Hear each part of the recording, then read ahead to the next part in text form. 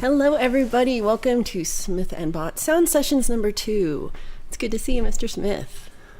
Good to see you too. Hello, everybody. Hope everybody's good. We have got a lot of people in the chat already. I've seen Ryan Hall and E. Urban and Chris Lane and Live to Fly and Keith H. and Edward Richard. Good to see everybody. Edward Richard as well. How's everybody doing? You all good? Charlie Gabolden as well. Charlie, I'm sorry I missed your stream tonight. I did too. I just got so much happening at the moment. But I'll be there for the next one. And I've heard you might need a little bit of a hand to set up this pedal as well, and some MIDI drum loops as well, Charlie. So via Valerie, we'll sort out connecting up, and I'll give you a hand, and we'll get it set up. We will for sure. Chris Lane says this is his least favorite Smith mask. He looks like the Scarecrow in the Batman movie.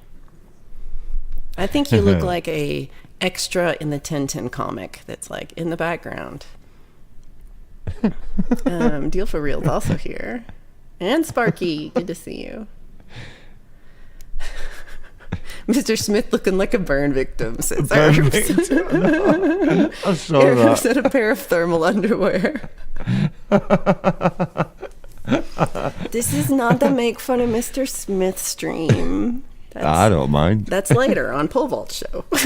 Oh yeah, that's it. Yeah.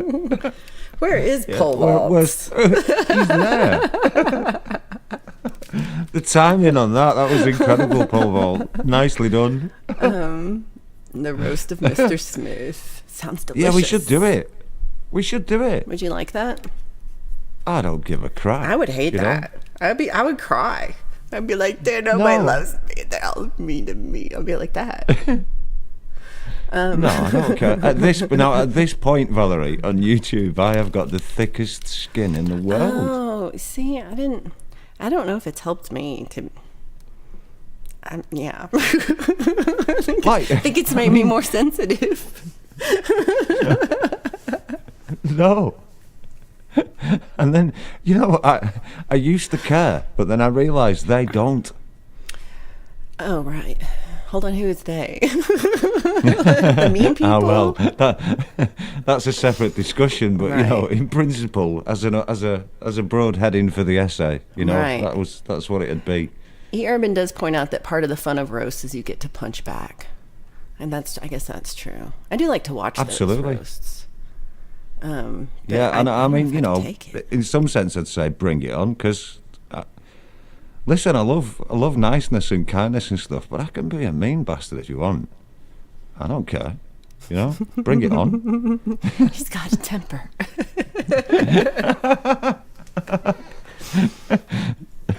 That's true. Who I not said hello to as well? Sparky and Chris officially as well.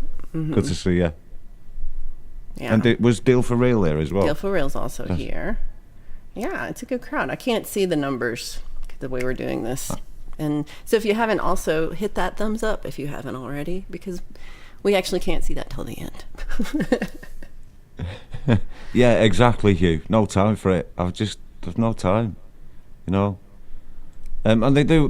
People do what they do anyway, don't they? It's.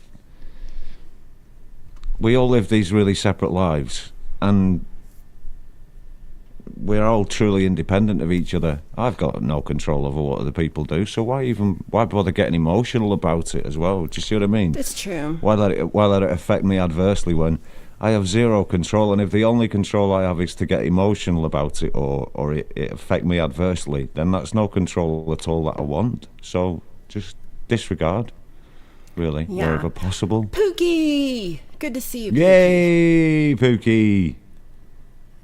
E. Urban says, I love your mama jokes. They don't mean anything like your mama. and Pole Vault says, at least you don't live with Mr. Pickles. I was so close today to texting a picture of Mr. Pickles to Pole Vault, but I didn't know how close to the edge he was, and I didn't want to send him over. Yeah, but I was really. You've had an hard time. He's had an hard time. He's had a hard week, so. Yeah. I feel. Yeah, I was like, but I was so close. I was like, okay, I won't be a jerk, but it'd be funny.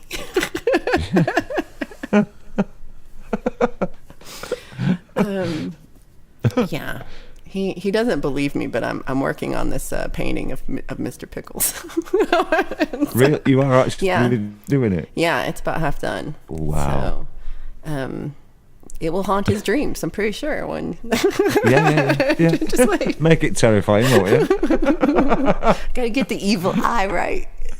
It's looking into your soul. Are you going to do it from one side where it's beady eyeing? It's the same picture. I'm just working off that same picture that Sunshine sent me. Brilliant. Yeah, but I think I think I just like Mr. Pickles because Pole Vault hates Mr. Pickles, and it's funny. It makes it more but that's not hilarious, nice. doesn't it? Yeah, it's not nice when Pole Vault's had a hard week. But the first thing I did after my show today was delete all the multi-streams that I've had on my channel. They're pretty old. The last one I did was for Jade. It was that Jade Block Party one. But I had a couple other ones. And so I don't know if people have heard, if you do these multi-streams, they're evidently bad news and against YouTube's terms of service in some way. So you might want to delete or at least private. I just deleted them, which was kind of hard. I didn't want to delete Jade's one. I was really like, oh, because it was fun and I like had a good time. But then I was like, what, am I going to watch it again? So I deleted. This is what I thought. Realistically, let's be honest, Yeah. No, I'm just like, I'll have the memory. I know it's a bit of history. Yeah, it's a memory and it's a bit of history for the channel, isn't it? But realistically, we're going to watch it again. Right. So, and it's, if that's the thing that YouTube decides to pin on people, that it's I don't want that to be my downfall. No, I did exactly the same. Just got rid of them. And Urban says that's why you get sponsors, and I agree. I'd like to shout out Yeti cups, who I would like to sponsor us. Because we both have Yeti cups. I particularly prefer the purple. And we really love our Yeti cups.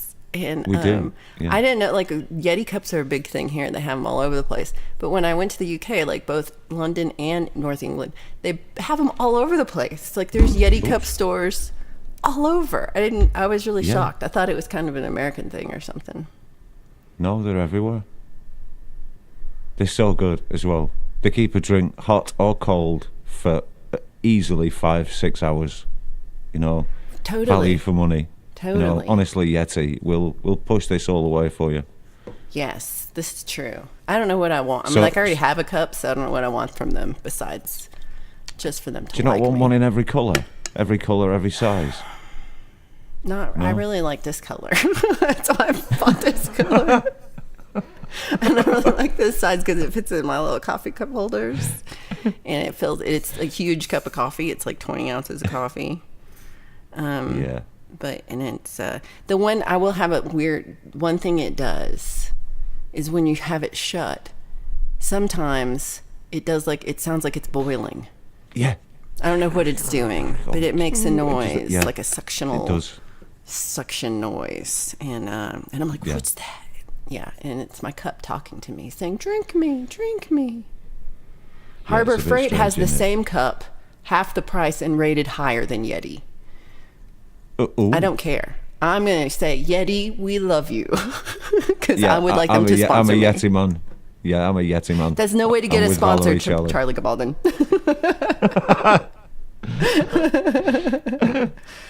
Live the flies, driving. So, drive safe, David. Okay. Yeah. I'm still sticking with my sponsor. Who would you like to sponsor you if you had a sponsor? If I'm really honest, Stagg cymbals. If I'm really honest. No, please lie. Please make up. Well, no. What I mean is, so if I could say, I'd love a Zildjian sponsorship, but actually, right now, I'd like Stagg because I really like Stagg cymbals. They do some great stuff. I like what they do. Mm-hmm. So I'd like. Is that 2 G's, Stagg? It is. Okay. Yeah. Charlie's looking for Mercedes as a sponsor. That's. I like where you're going there, Charlie. High. Yeah, he went from off-brand Harbor Freight Yeti knockoff to Mercedes. Straight to Mercedes. Is it? Yeah. Hugh likes the Stagg cables. Do you ever use the Stagg cables? I've had a couple over time. Yes, they're good as well. Yeah. They are. And I've got Stagg 30 meter 24/8 multi-core as well. That's really good. What is that? Stage cable 30 Oh, stage meters. cables. So okay. Yeah, big box, 24 in, 8 out. Okay. Oh, okay. I see what you mean. And then, you know. Chris mentions that he multi-core. can't believe Jack Daniels, Elijah Craig, and Jim Beam haven't fallen all over themselves to sponsor Chris Lane. I like all proceeds could go to the Bush Baby Foundation. Yeah, that's interesting. And Sparky says, I'd like 1957 Les Paul Gold Top to sponsor me. Very, very specific. Yeah, that's quite specific, Sparky, yeah. Yeah. Did you want to... did you have anything you wanted to start with today as our conversation about songs and songwriting and not sponsors? Yeah, okay. Yeah. So, the art of songwriting. Dun, dun, dun. I should have had a dudum on the end of it, shouldn't I? Yeah, just an interesting one. So, we've all seen it over. I know pop has always been, disposable pop has always been around since, what would you say, the late 50s, really? Before? It's like soda pop and pop came out at the same time, huh?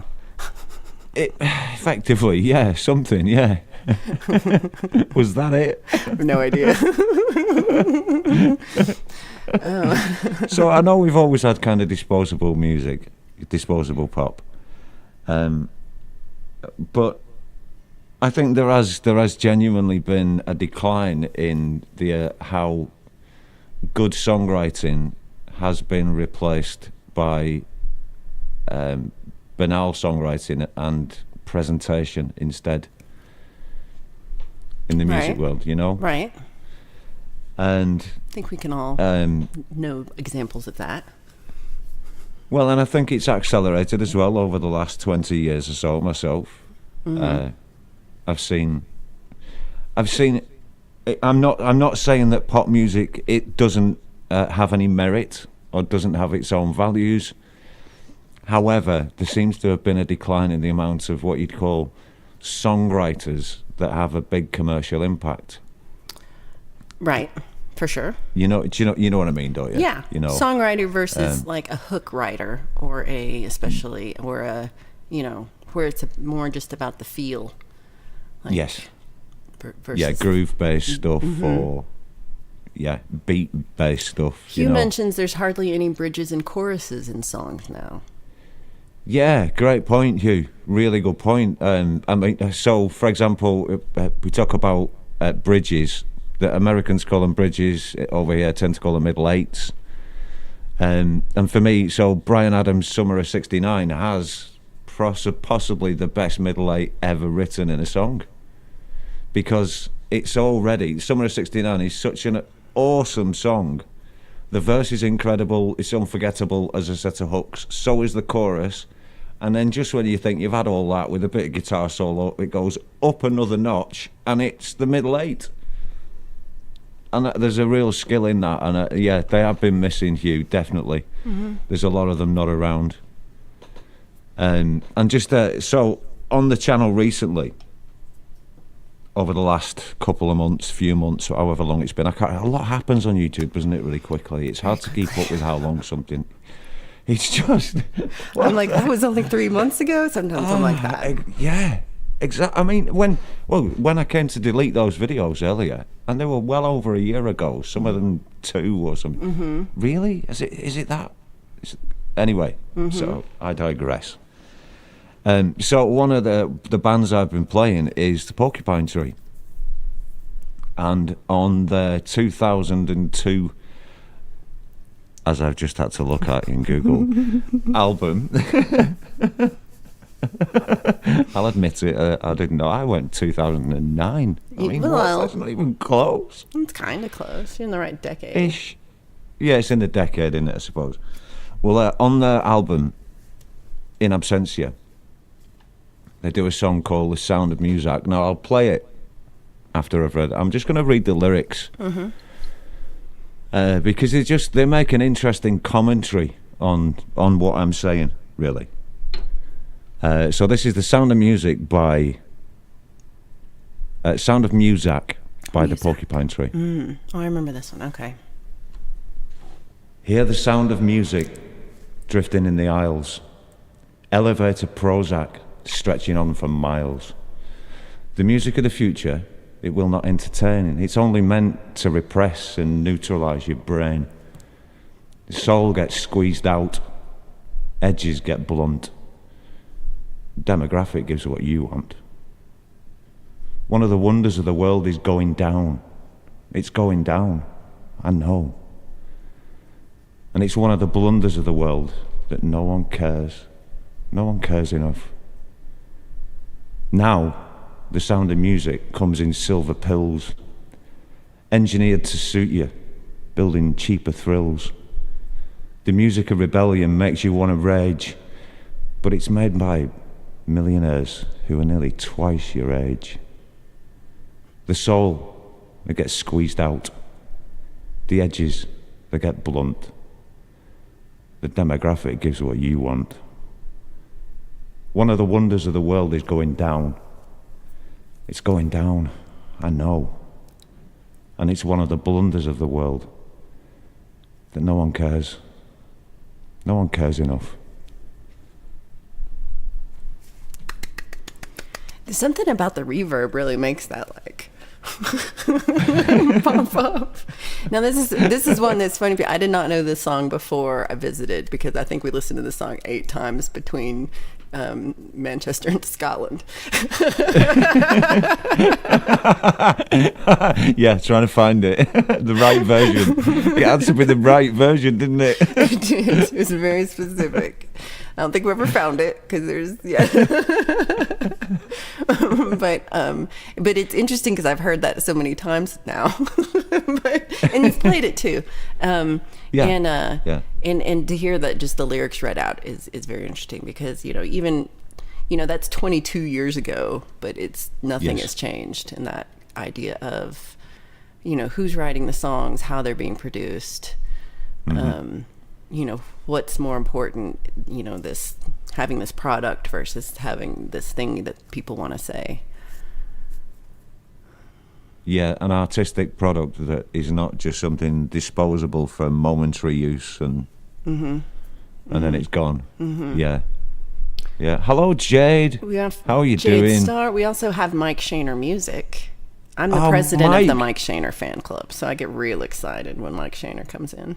Yeah, well, if you just want to say hello to Mike and stuff, and I am going to head over to the drum kit now, momentarily. I shall see you momentarily, we'll see darlings. Flip on over. Okay. So we have exciting Mr. Smith on drums playing Porcupine Tree that we just listened to. Jade says, I've been listening to so much 70s music the last 2 weeks. The production is far superior to any other decade. I like that idea too, that just the production has fallen. You'd think it'd get better. Hello again. We missed you. Hello. Yeah, it's been a long time without you. How are you doing?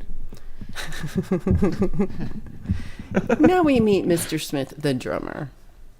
Oh yes, yeah. And I just get my act together. I'm going in cold. I've not even warmed up on this. Oh my gosh! Do you want to wave your arms and legs for a minute? Sparky says, if you haven't heard the Steve Goodman song, The 20th Century is Almost Over, give it a listen. But it was written in the late 70s. I don't think I know that one, Sparky. I don't know that one either. Out. Yeah, me too. And Chris says you could hear the wave of overproduction rising as the early 90s came around, and then crap production and far less talented people being promoted, says Chris. Yeah, and you could also hear the wave of NS10 and cocaine production in the 80s. Ooh. Also, we got Dwight Bailey in the house. Cactus up. Yay. Okay, so that's everybody. Okay, so are you feeling you have your sticks? Are we looking for the drum for the bush baby or anything? No. Just checking.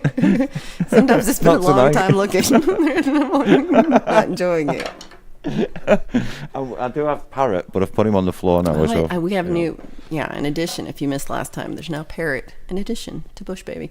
Hello, Lauren and Kathy. Good to see you. Hey, Lauren and Kathy. All right. How are you?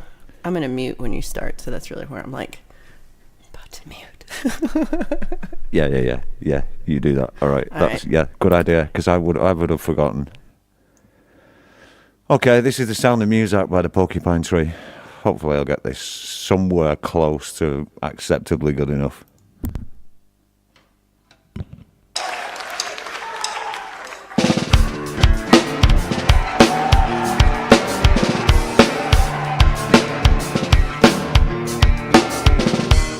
Hear the sound of music drifting in the aisles. Elevator poles like stretching on for miles. Music of the future will not entertain. It's only meant to repress and neutralize your brain. Soul gets squeezed down, edges get blunt. Demographic, here's what you want. One of the wonders of the world is going down. It's going down. It's one of the wonders of the world. No one cares. No one cares enough.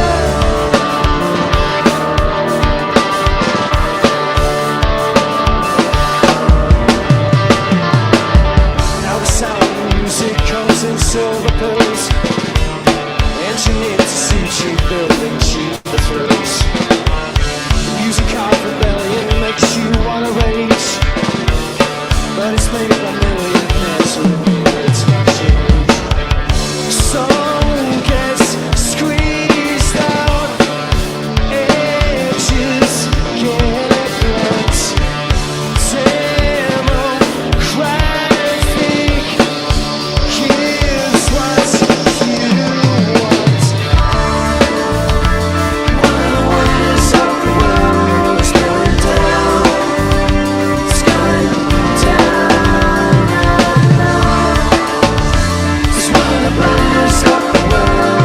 No one cares.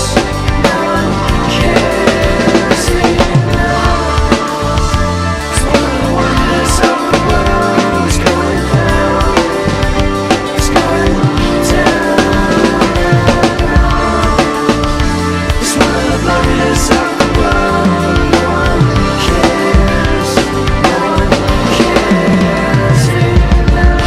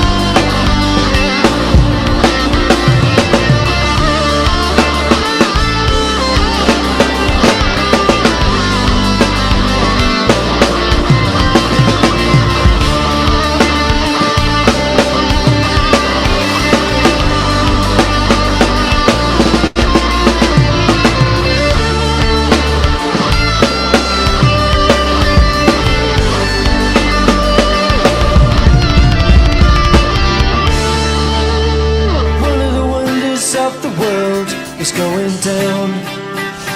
It's going down. I know.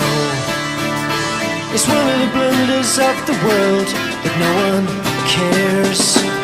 No one cares. One of the wonders of the world is going down. It's going down. It's one of the blunders of the world. No one cares. No one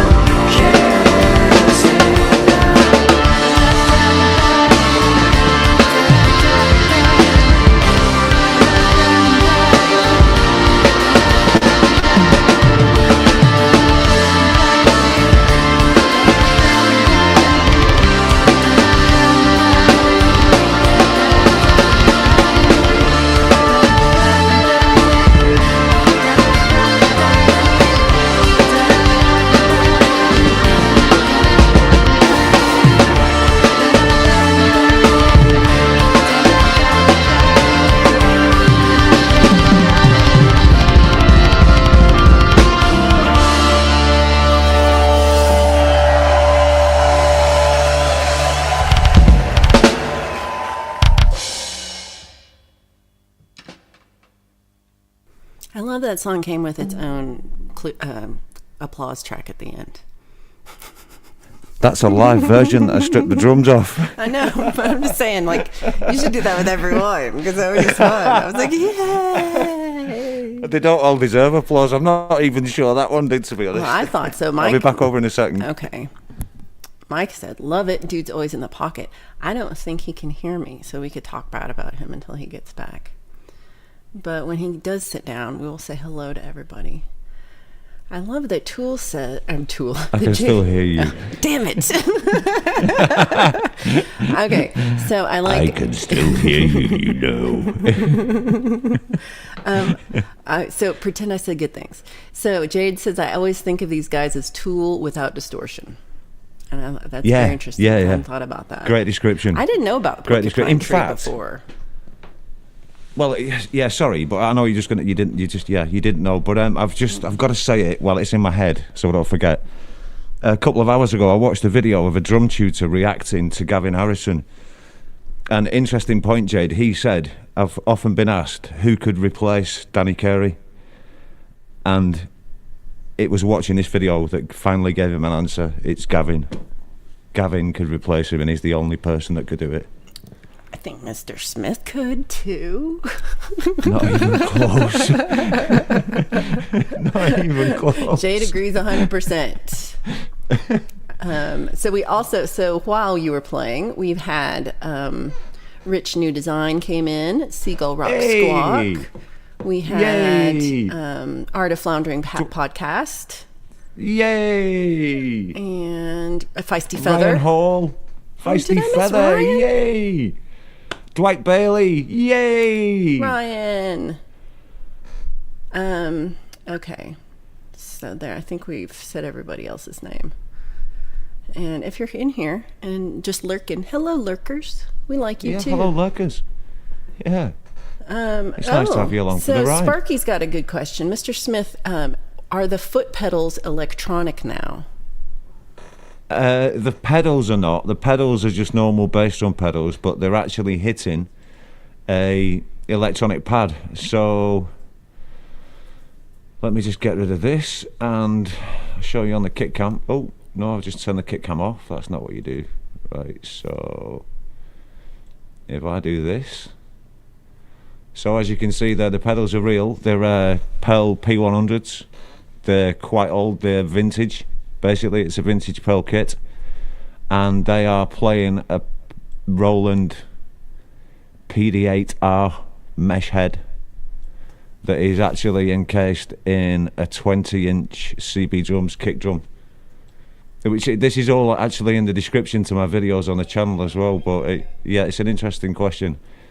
And what it gives me, Sparky, is the ability to still play and it feel like a real kick drum to me. But it gives me the opportunity to be able to use lots of different bass drum sounds if I want. So, for example, the Porcupine Tree, then that was basically Studio 1 kick, or Producer 1, whatever it's called. It's like a very standard, very do-everything general kick. Other stuff I'll use a more 808 style club kick, or maybe a more 60s sort of soft beta 26-inch thing, just depending on the track. So it just gives me a lot more versatility without having to actually change out the bass drum and change out the miking and all that stuff. It's really practical. Should I put myself back on screen? Oh yeah. I'm like. Sorry I don't know about why the I cared, but disembodied. I can't. You can't see your face, but it somehow makes a difference. I'm sorry. But the drums are pretty, so they're good to look voice. at. Yeah, I like how you have the mesh of new and old together for, make it work with the internets.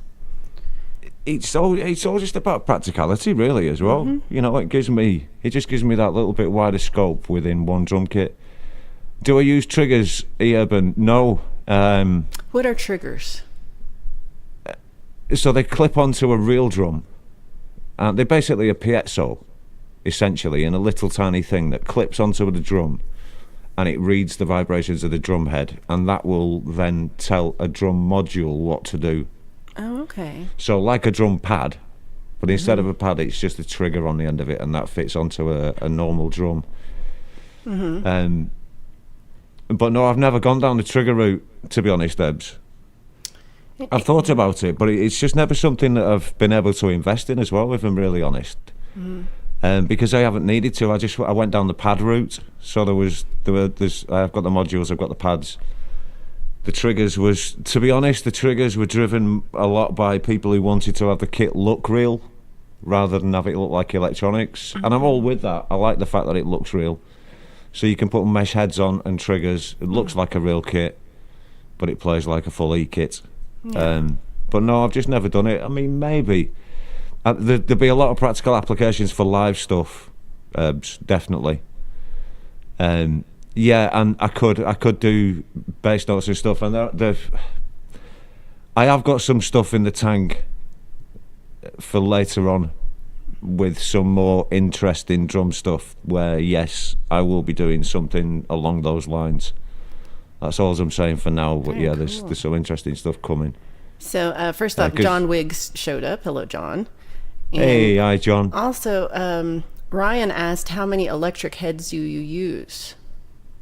Because you have like at least 3, don't you? Yeah, there's electric head on the kick drum, and there are 2 on the kit. Oh no, I've just reduced it to 1 at the moment. Yeah, there's 1. There's usually another 2. But you normally have 3, yeah. Yeah, there's normally another 2 on the kit, but occasionally I just switch things around depending on what I'm doing. So, for example, for the drum and bass stuff, there's a lot more electronics that goes on. And in fact, I think for one of the drum and bass specials that I did, I used the purely electronic snare drum all the way through it. And it just sometimes it depends how I feel. It depends what I'm going for. You know, do I want the big produced snare drum sound, or do I want something more real? More often than not, I want something more real, if I'm honest. Yeah, I like the one you have and it does the bells. Yeah. I like that. It's great. It's pretty fun. Yeah, do that in Eleanor Rigby. And that's it. They're great for stuff like that. They're really versatile. You know, you can do a lot of things with them. And yeah, definitely Seagull. Yeah. Definitely.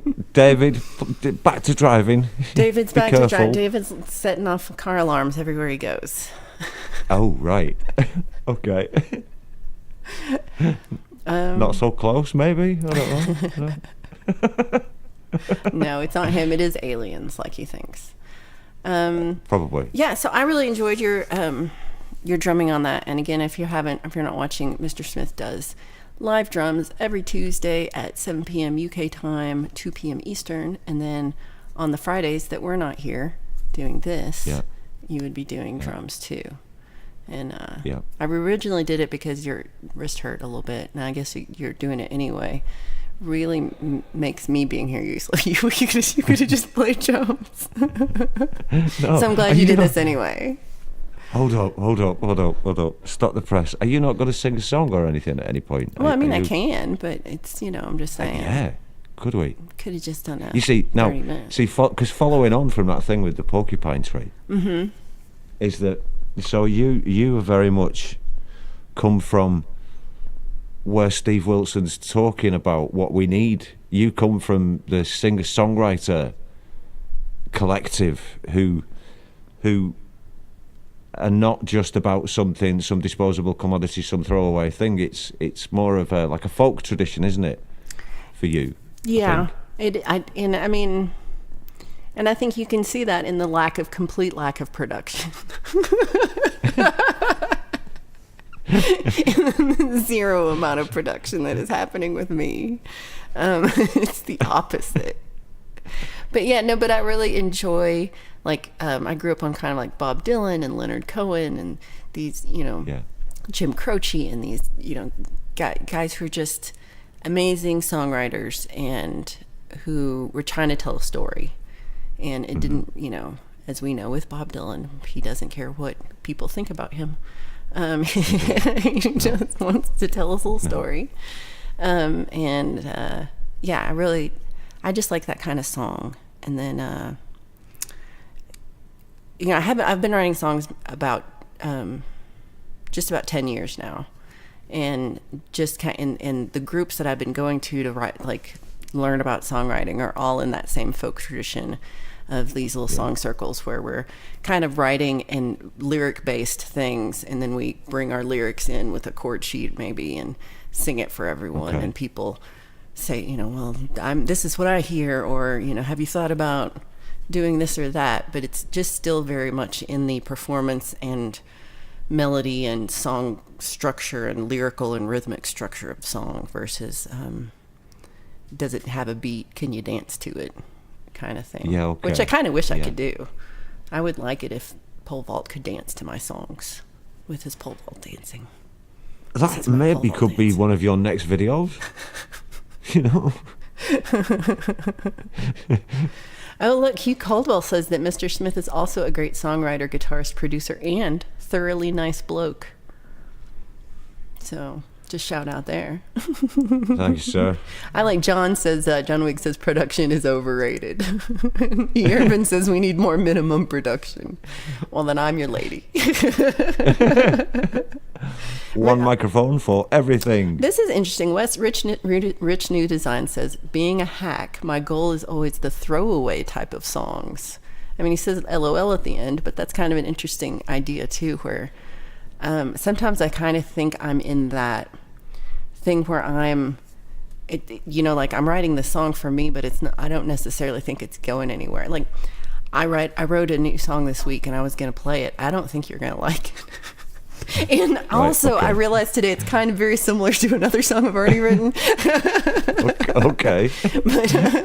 But as long as I don't play them back to back, you might not ever notice. Right, okay. Interesting. So, yeah, Urban likes the single mic in the room recordings, that's what I'm doing. And Pole Vault does say he does dance to my songs, and he screamed it. Excellent. It was worth shouting. Yeah. In fact, Pole Vault is the singularly most descriptive person I've ever come across when it comes to dancing. It's really true. Nobody describes it like Pole Vault. It's incredible. It's very inventive. Some of it's Shakespearean. It really is. Beautiful. It is. It's gorgeous. Sparky, I tagged Steve Goodman on my Spotify list, so I will listen after this. But that's what I was doing while you were setting up. So there was a Steve Goodman song that I did recognize, that City of New Orleans. I'm like, I've heard that one. But I'll be honest, I've never even heard of Steve Goodman. The name didn't ring a bell, but then when I looked at the songs, I was like, okay, some of these song titles do sound familiar. Okay. Yeah. So I mean, we've talked about this before, also just in the sense of like recording. My recordings of my songs are me and the guitar, and I sing the song. They're from a minimalist approach, aren't they? Yeah, a minimalist approach. Yeah. Yes, and you asked if I think about the full production of the song, and I said no. But then the more I thought about it, the more I was like, it's not that I don't think about it. It's just the part where I don't know how to express any of that by myself with this one guitar. And I do hear a lot more things in my head when I'm playing. And like, I was thinking, like I have that Strawberry Moon song, and when I'm playing it, there's a violin part that goes. Then there's a second person that comes in. And I hear this, and I forget that y'all don't hear that. Because it's happening in my head. So it's probably a good idea to like, in some way, to make those kind of changes to where it's like at least a minimum plus production of at least adding the small that part you hear. that I'm hearing in my head, which is not, still probably doesn't have drums, because I don't know about playing drums at all. It might have a shaker. I'm kidding. He hates the shaker. Reduced to the shaker again. Yeah. Feeling Good was good enough for me and Bobby McGee. That's what I'm talking about. And Urban made a shaker sound. Chicka, chicka, chicka. Exactly. What else can you do with a shaker? That has one thing. Oh, you can have. Or, you can go. But that's it. I can do that. I've had bands where they're like, you play the shaker in the middle. I'm like, I don't want to play the shaker. But I end up doing it because I'm just can't say no to people. I'm like, okay. Well, they are kind of essential for a lot of little production things. Yeah, and there's little parts that it made a you little know, sense. But yeah, I don't have the best rhythm. Very handy. Yeah, you really should have better rhythm than I do.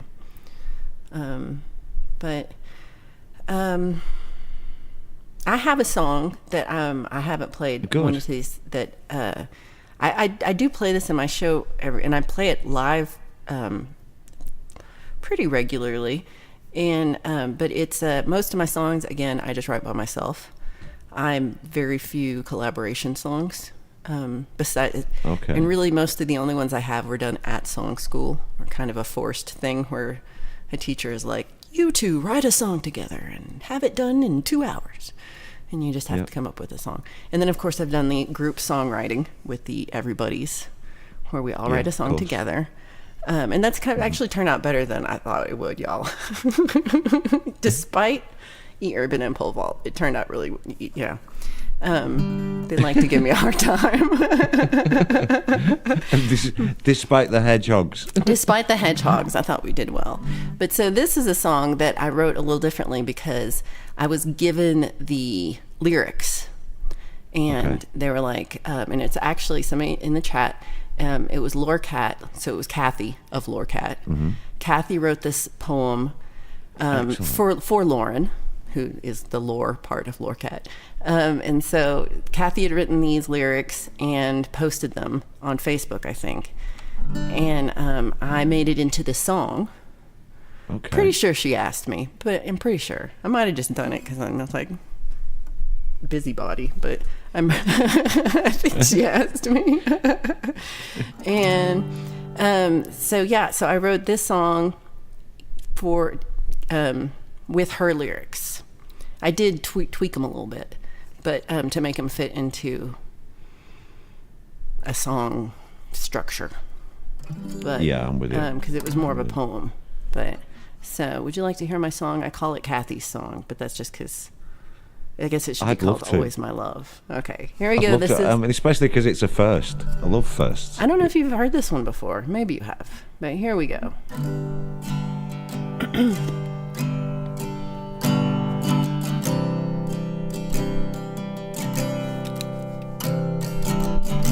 He became drums.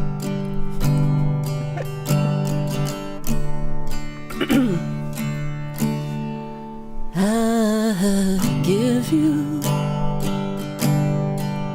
my empathy. I give you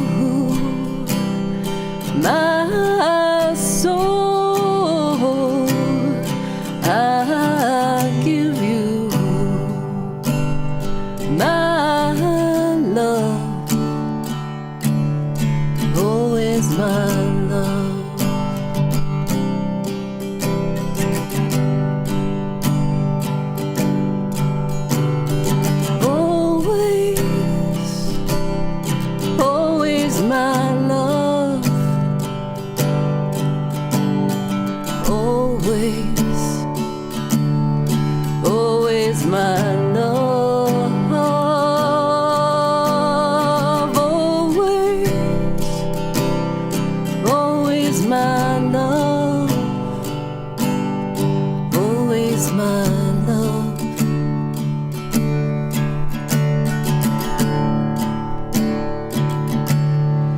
If you are lacking, I will carry you. I will carry you all to your comfort. Oh, and we'll carry on. Always my love. Always my love.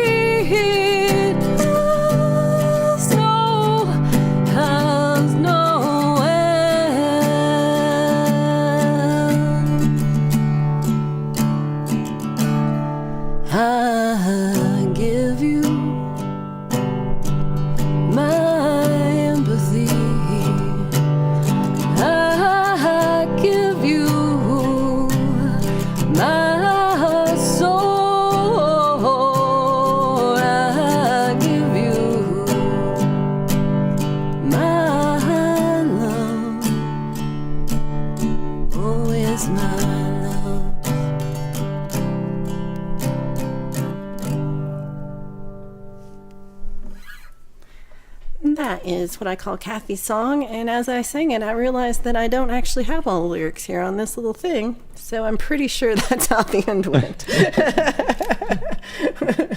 That was beautiful. I've never heard it before. I'm sure I've never heard that before. I'd remember it. Yeah, I haven't played it in a while. I used to play it more, and I used to play it when we did that iPie thing a lot, and we would play it all in the group with having Joe Oser playing the slide guitar on it.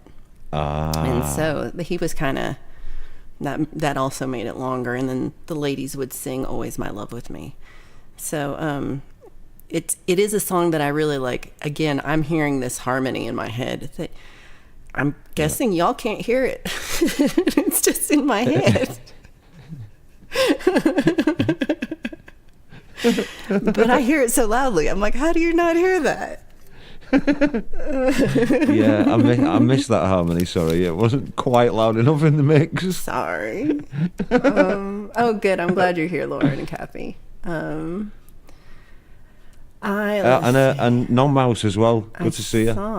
Yeah, Mike Shaner, I was singing directly to you. That's right.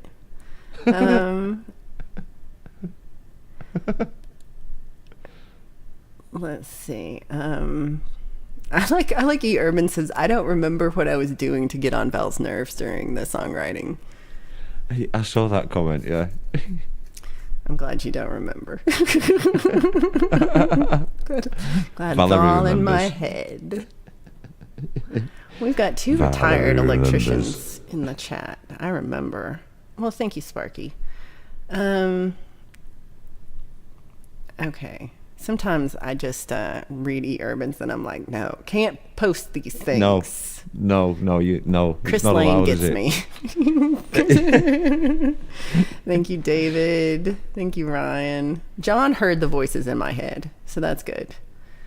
Good. You're not alone. So Chris hears all kinds of things in the harmony, but maybe not the harmony that I'm hearing, and I think that's probably true. Yeah.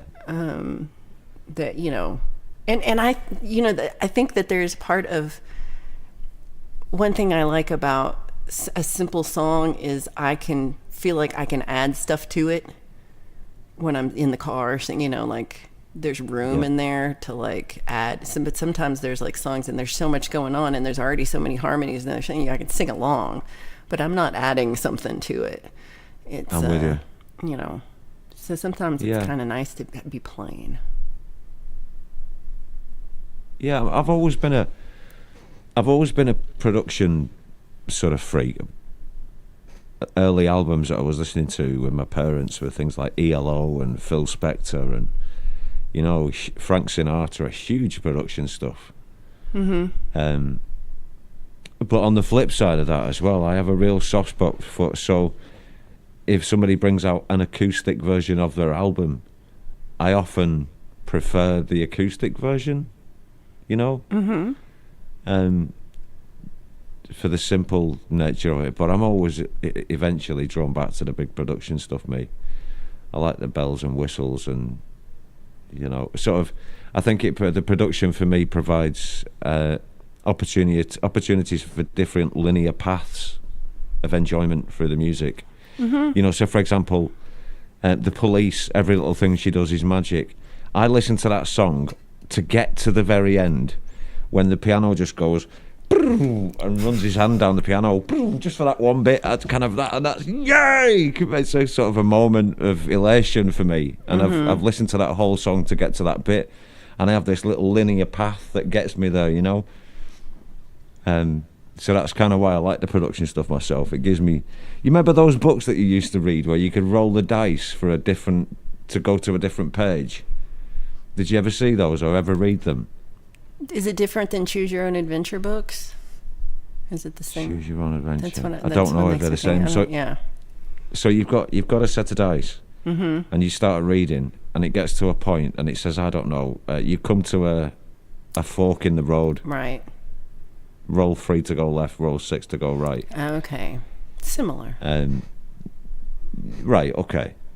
Well, that's the production for me. Is like that. I can go different pathways through it sometimes, you know. Sometimes I can focus on the way the bass drum and the kick drum are, or sometimes it's the guitars or sometimes I'm flitting between little bits. Mm-hmm. You know? I feel that. I mean,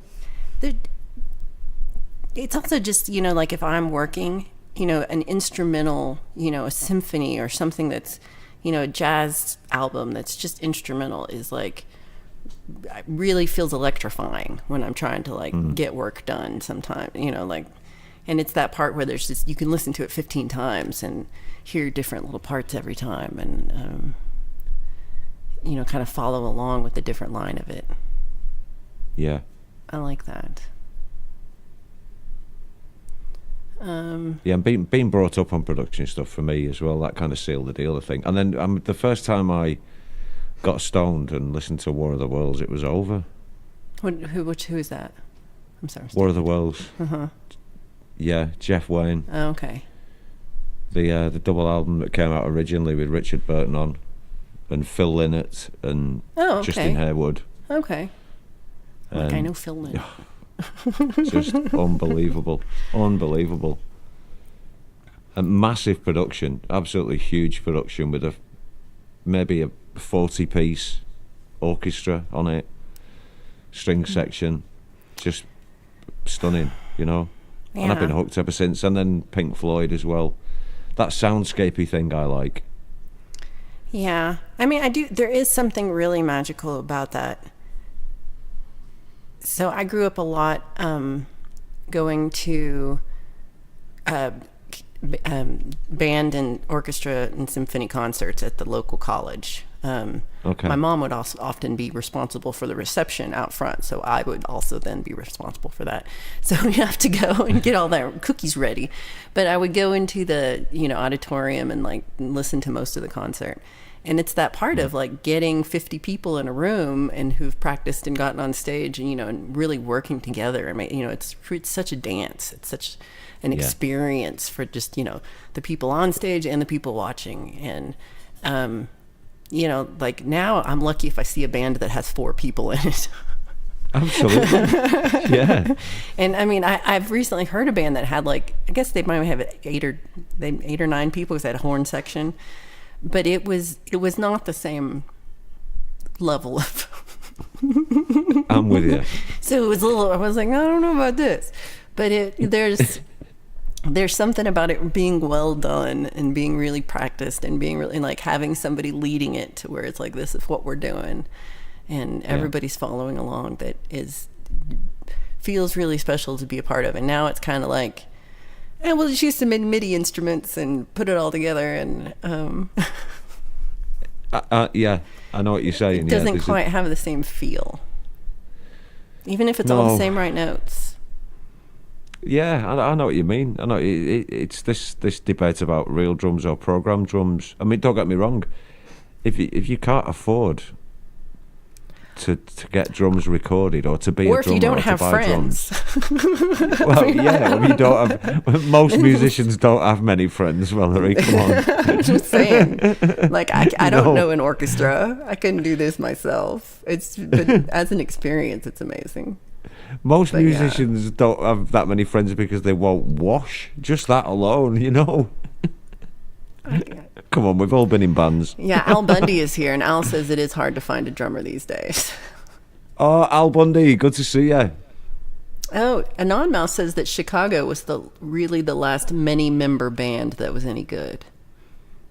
And Hugh said the tightest band he ever saw live was Squeeze in 1983, and it blew him, the musicianship blew him away. And Squeeze, eh? Wow. Yeah. Oh, I loved Squeeze. I mean, I probably still do. I just haven't listened to them in forever. I can't remember the last time I heard a Squeeze track. I feel like that there's like that one popular one I've heard fairly recently, but yeah, it's not high on my list of things I've heard recently. No, I'm very much with their own sound. Squeeze as well. Mm-hmm. Mm-hmm. Mike Shaner says, geez, Hugh's old. He's teasing you because he was probably 10.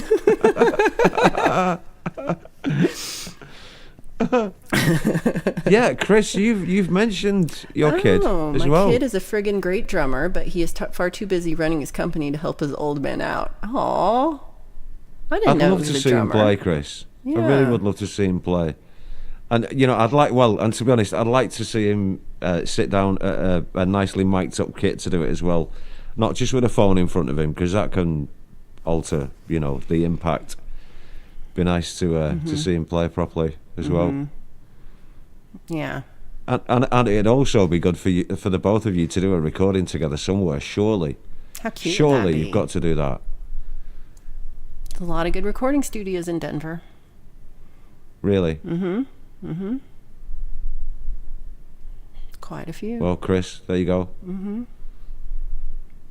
Someday he'll get back with me. Yeah. That part's hard. So, we were talking before about how recording songs, and yeah. Do you have, what would be your biggest tip for somebody who's trying to do like recording their own music, or maybe you have an interface and a mic and you're plugged in or something, but like what kind of suggestions do you have as a esteemed music producer for your everyday bloke? I'm using bloke now. Did you hear that, guys? I'm international. Okay, so I think my first piece of advice would be, don't write it at the mic. Yeah?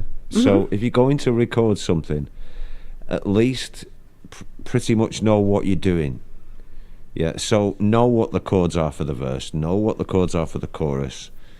No, you don't have to know everything, but you need a fundamental understanding of what you're going to do. And I think a common mistake is to go, oh, I'll record something, let's hit the record button, let's try and come up with some chords. Really? Yeah. Oh, I didn't realize it was that early. Okay. Yeah, quite a lot. I see a lot of people doing this, and they try to write it at the mic, and I don't think that's very helpful, because it puts a lot of pressure on you. I think the best thing with anything is a bit of practice first. Hugh will tell you. Hugh's obviously very good at this, because Hugh does a lot of collaborations with people. And you can see that Hugh has obviously put the time into knowing something before he's pressed the record button, because you can hear him just playing it. It's not a series of little bits comped together. Yeah. Right. You do hear that. Yeah, you can really hear people do that a lot. Yes. Yeah, and that comes across to those of us that know, it really does come across.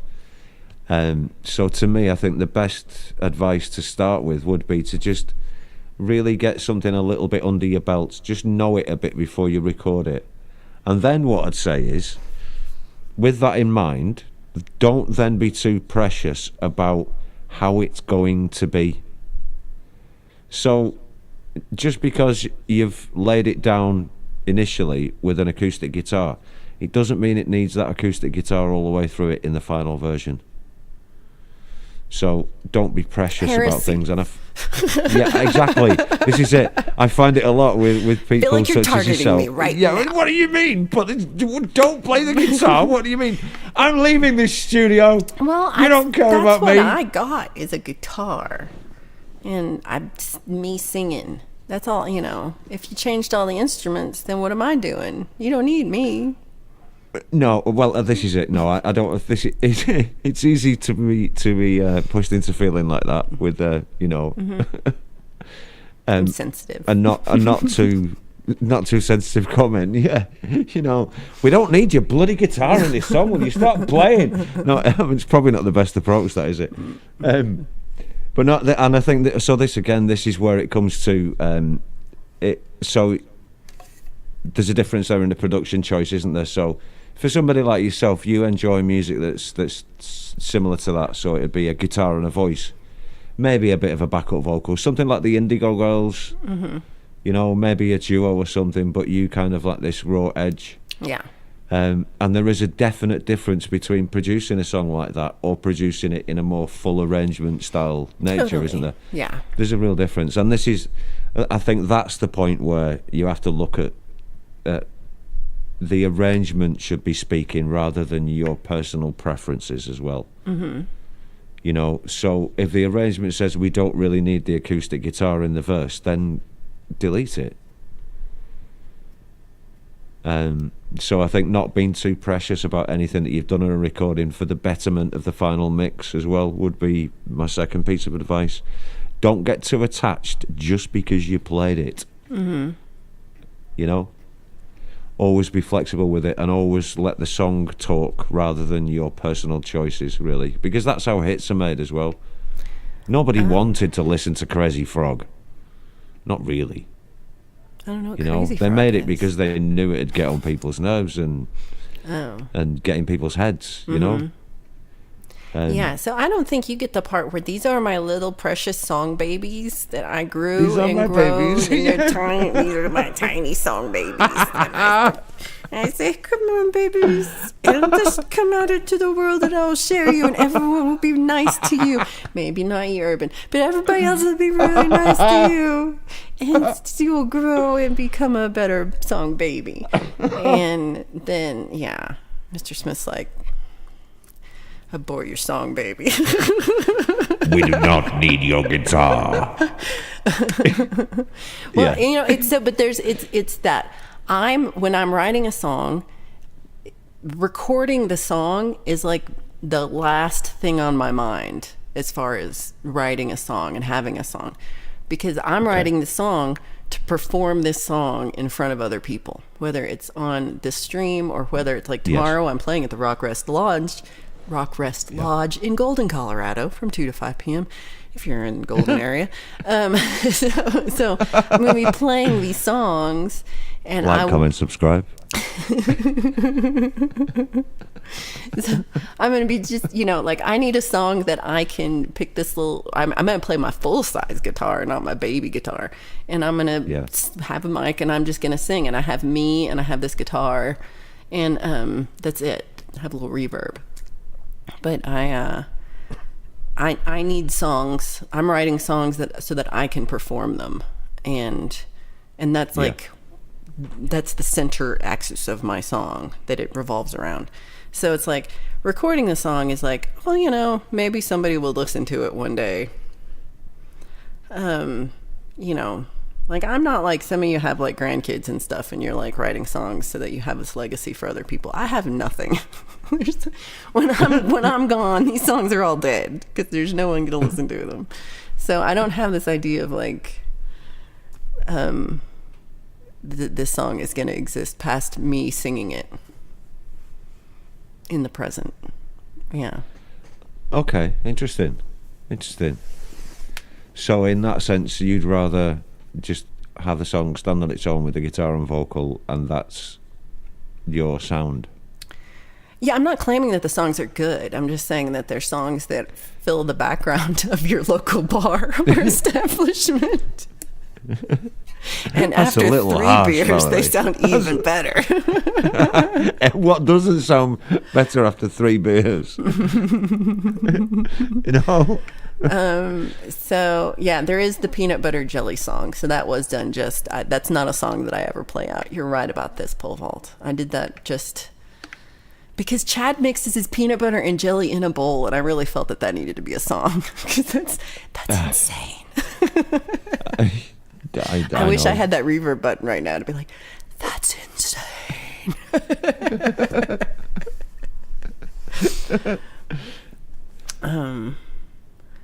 So I like Mike's Chainer says, I play best when I know no one will hear it or ever hear it. Recording anxiety is a thing sometimes.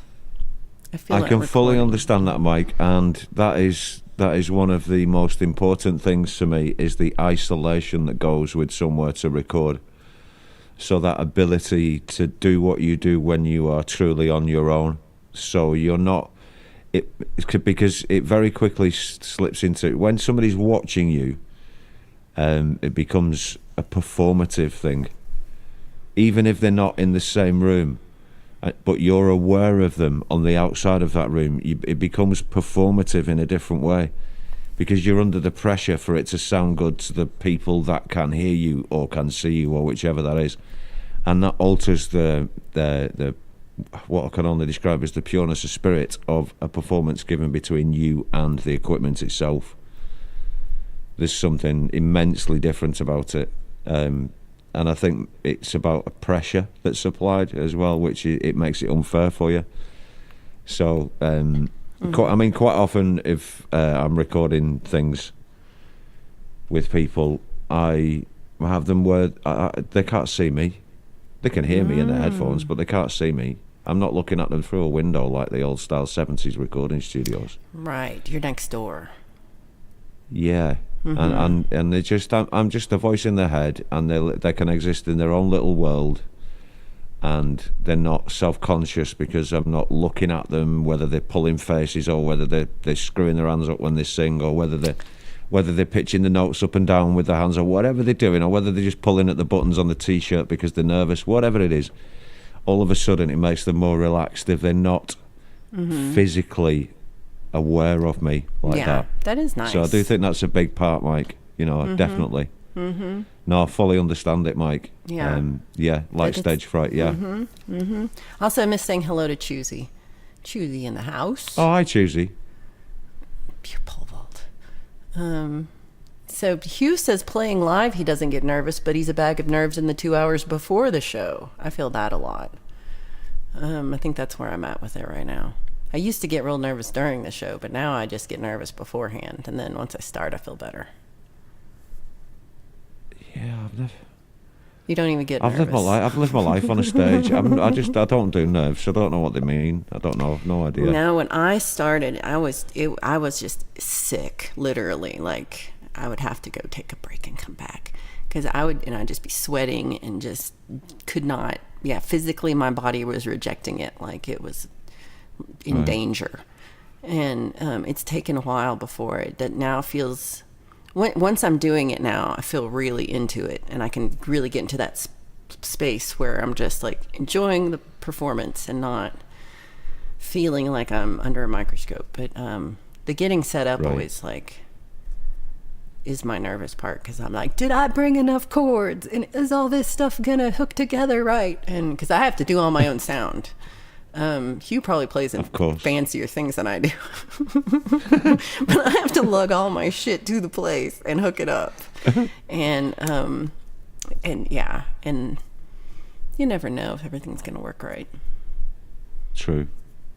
Oh, with me, I always, so 5 minutes before showtime, before going live, I need a wee. I need a wee. I need a wee. It's terrible. I don't know what it is. It's always been the same. That's the only thing that happens to me. Well, I mean, it's smart. Other than you that, don't want to have to like leave in the middle. No, honestly, I could walk out onto a stage and just fall asleep, mate. So I couldn't care less. Yeah. I rarely feel nervous during actual performances. I've done some auditions where that was really nerve-wracking. Just because you're really being, watched really closely. But there's something now I really enjoy about the performance of it. But I think I might get more nervous doing the trying to do recording because when you're performing, there's this like it's an organic experience and I'm doing this thing with this audience and there's no one's expecting perfection because this is real life and reality and you're trying to record something and it's like you better hit all those notes correctly and and I'm not ever gonna I like a non-mouse. This is just on nothing to do with this. Smith and Bhat sounds like something I'd carry. Careful, sir, I'm carrying my Smith & Bhat today. And crack me up. All right. You're not wrong. Off topic. I love it. So, should I play a track, do you think, maybe? You should definitely. I've got no idea what to do. I'll go over to you the didn't drums. have anything planned? No, was I supposed to? Oh, we've been talking no. about this for a week. Yeah, I know. And we've been saying, what should we do? I don't know. What should we do? Don't know. What should we talk about? Don't know. Yeah, I'm trying to lead you to things that we talked about.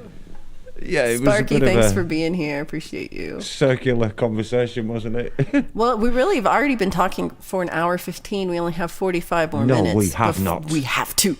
We only have 45 minutes before pole vault starts. So you better go get over there onto the drums and play a song right now. Okay, I need to mute that microphone as well. You do. Right, all right. Mm-hmm. Pretend like he can't hear us. He can hear us. Yeah, I do think urban stand-up is a lot kind of similar to performing, but I think that would be harder, personally, because it's talking. Talking is hard. It is all subconscious. Talking is hard. Well, if you did stand-up comedy, I think that would be harder than... I think that would be harder. You don't have a foot cam, but I don't know that it matters, but... I just don't want you to get mad halfway through and be like, where's my foot cam? Do we want foot cam? Do we need it? No. Everybody say no. Right, okay. It's just funny because when I look over here, it cam. looks like I'm looking at him, but now I'm actually looking at the chat. Chris Lane says rookies talk for 3 hours every week with no plan. No, you guys have a plan. No. What am I supposed to do? What should I do, do you think? Albert and Marge. Do you think so? I really like this song, and I think it's one you should put out on Bandcamp. One time at Bandcamp. Oh, is it not out on Bandcamp? It is not. I'm useless, aren't I, at this? Yes. Honestly. I like this one. It reminds me of a Beatles or a Paul Simon song or something. It's it's a nice little story, but it has a nice hook chorus. Interesting. Okay. Right, I've got it. We are rookies, Chris Lane. Yeah, Chris, I'd like to say I was a professional, but honestly, I'm just not. I don't even know why Yeti Cup sponsors us. Exactly. What? And Stagg Cymbals. Stagg Cymbals and Yeti. Yeah, shout out to Stagg Cymbals and Yeti. Yeah, thanks. Right, okay, this is Mr. Smith and Albert and Marge. Woohoo!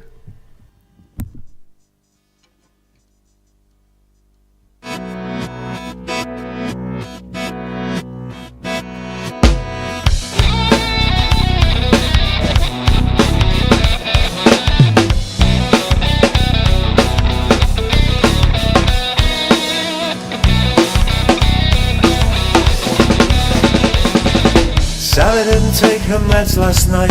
She says they make her numb and she can't remember. But Tom can see the change in her. It frightens him to death. He sees a ghost there. Albert drives the car too fast around the park. It's filled with cars at Asda.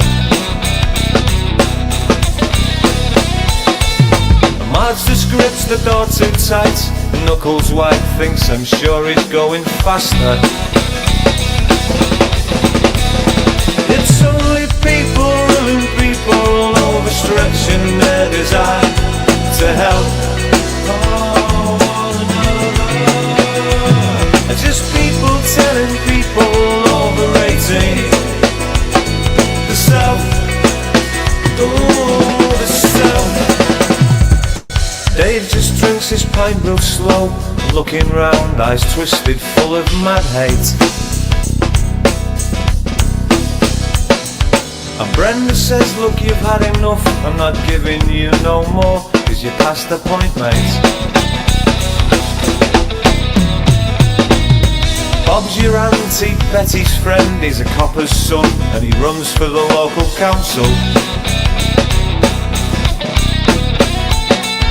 And Audrey smiles for the local press, thinks, come on Bob, what's it all amount to? It's only people ruling people, overstretching their desire to help one another. And just people telling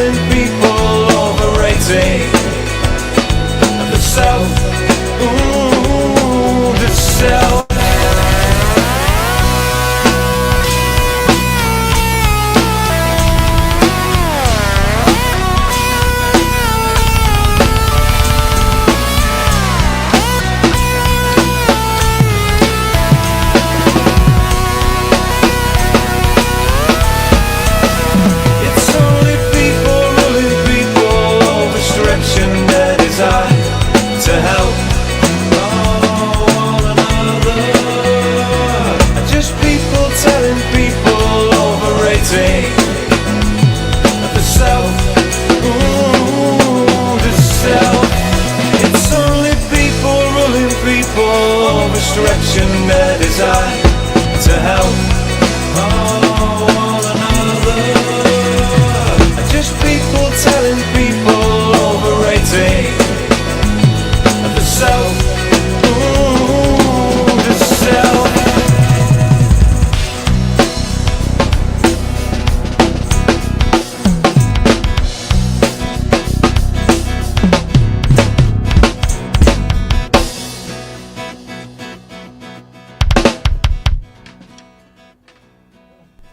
All with no reverb on the kit because I forgot to turn it on, but whatever. I didn't notice, but that needed also an applause track at the end. Applause track, everyone. Woo. Okay, darling, I shall make my way over to the mixing desk and join you shortly. Okay. So, I was right, y'all. How cool of a song is that? One thing about this song is, you may or may not know, but you might because I say it every time he plays it, is Mr. Smith has done like every part of the song. He's got, he wrote the lyrics and he sang the song and he did the guitar part and he did the bass part and did you do the slide guitar part? I did. Yeah. Sometimes he gets other people, but this one's all you. It is. Yeah. Yeah. Oh, sorry. You got that reverb now. Yeah. Yeah, sorry. So, I mean, that part to me is really incredible because, I can play my good little guitar. I can play chords, really. I mean, like, some people can, like, play chords and then play lead over their chords while they're playing the chords and the lead. I don't know how you do that. I can't do that. I can do one or the other. And then I've got a bass, but I can't do, you do a different thing. And then I can play violin, but that's kind of useless in today's age. So that, like, I just could never come up with something that's like that full production value.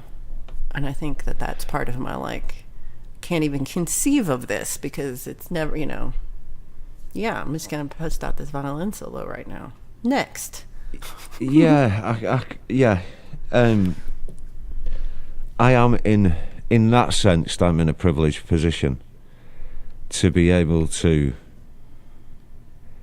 do all of those different aspects when it comes to a full production on a song. So to be able to play those instruments and to manifest it in a sort of engineering and production way.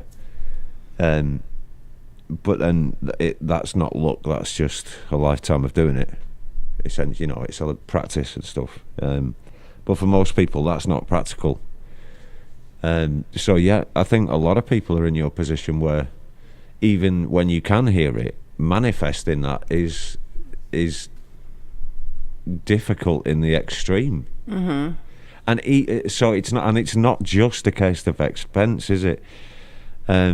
Chris, you'll know this as well, and I bet Mike Shaner knows this too. You'll have gone to recording studios and you just didn't get on with the place, or you didn't like the vibe of the place, or you didn't like the engineer, or it just didn't feel right. So you might have had enough money to record your stuff and you might have booked it in, but when you got there it was awful and you wasted your 2 days and you came out with something that you were really, really unhappy with. And this is where I think sometimes people who are not involved in this sort of thing don't realise how many complications there can be in getting a good recording of something as well. So for example, take somebody like you, if you were in the position where you wanted to go to a proper studio and record just one track with session players hired for the day, what would you suggest? I'd say you're probably talking, with the studio time and the organisation and then the payments on the day, you're probably talking $4,000. Oh, easy. Yeah. Yeah. I was like 3 to 5. Somewhere, yeah. Yeah. Somewhere around that, yeah. Mm-hmm. Which is ludicrous for most people to get a song recorded. Mm-hmm. Mm-hmm. So that can just be completely off-putting for some people, and they just don't even bother looking at it like that, and I fully understand that. Mm-hmm. Because manifesting that as a reality is nigh on impossible. Oh yeah, for the most part. Even doing it, you know, the session players is a big part of that expense. Even just doing it like yourself, like just record me and my guitar and do a really good job. That's still, you know, if you're lucky, you'll get out of there under $2,000. But that's yeah. And as well, you kind of, I know this. So this works against most people as well. I will say this, that so I know we've all got our great albums that we love and we listen to, and we want to be able to produce music that sounds like that ourselves, and we want some kind of input into the production stage of the stuff.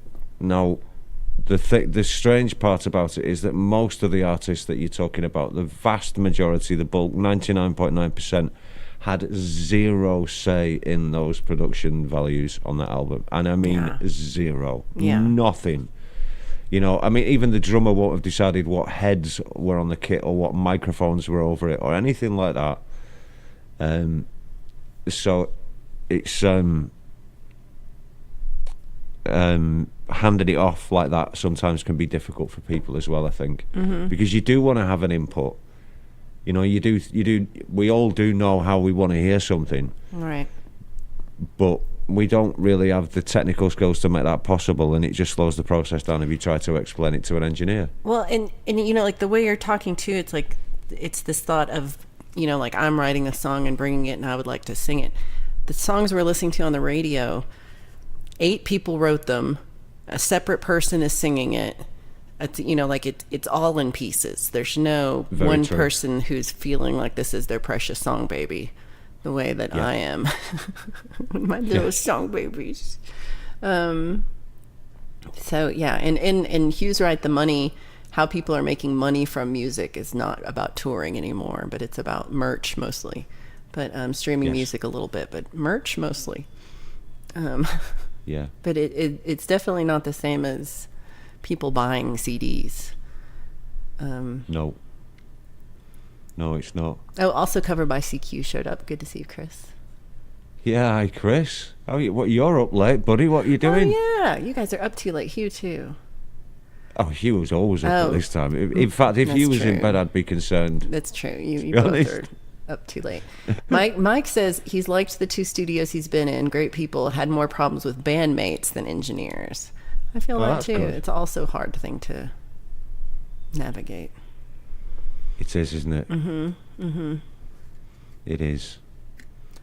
It is. Chris says I'm sleepwalking. I don't think I ever said hello to Limey. I saw you earlier. I'm sorry, Limey. Apparently, most pop songs in the charts use the same 4 notes or something similar. I think they definitely use the same 4 chords, and I do too. I we were talking about this, like, you know, like I mean, I know all your basic chords, but I think mostly in very 1, 4, 5 minor, you know, like there's just not a lot of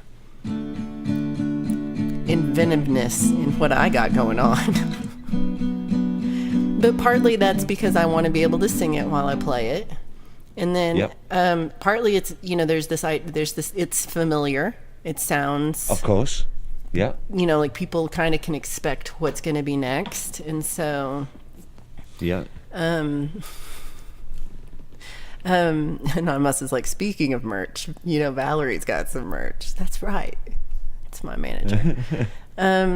So I was, you know, I wrote the song I wrote this week. We've got 30 minutes, so I'm going to tell you about the song.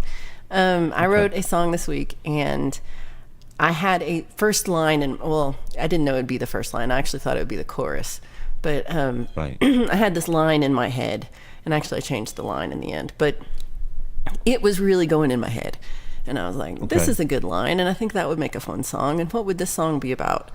And, you know, it kind of has this...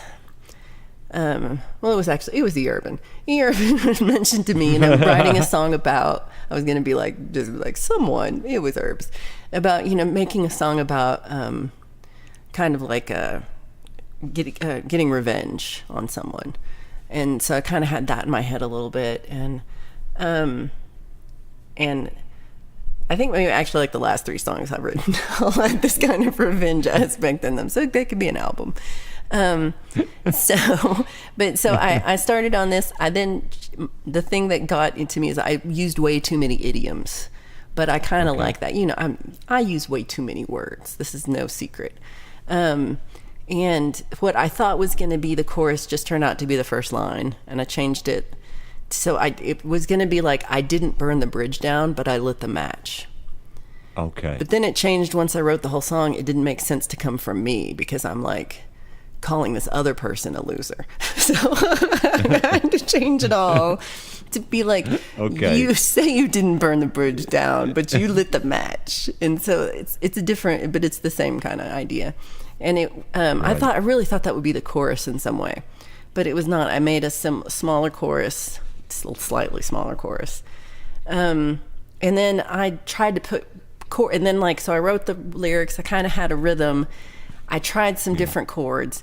I used the same damn 4 chords I always use in the end. I don't know what's my problem. We talked about this, and I was going to try to use like something different or betters. And so actually I haven't recorded this yet, so it could be these don't necessarily have to be the chords. But that's that part where I'm just like, the chords follow the melody I'm singing, and so like, I don't know. And then even then the melody, like I started and I did, because I had the lyrics down and I was doing this. So I'm like, you say you didn't burn the bridge down, but you lit the match. And I was trying to like put it into a rhythm. And then I tried to make that into like, how would I sing that? And then once I did it, then I'm like, well, how would the chorus be different somehow? So I did change I used the same chords, but I changed them up a little bit, and I changed the melody line, and then I have a bridge because I love a bridge. I have a hard time writing a song without a bridge, unless it's just like a multi-chorus song. I just really want a bridge. I don't know why. When I do cover songs and they don't have bridges, I get frustrated. Like it should go somewhere. Like I wanted to climb that bridge and there was no bridge to climb. Okay. So this song, I think I'm calling it Boomerang. And again, I don't think that I'm not saying this is a good song. I'm just saying this is a new song. That's all I said, is I wrote a song. I didn't say I wrote a good song. So I don't know about best song or any of that. No. It's a new song. That's right, Pole Vault. New song. New song. Okay, and so I can't go too fast, so I gotta... Okay. Because there's a lot of words.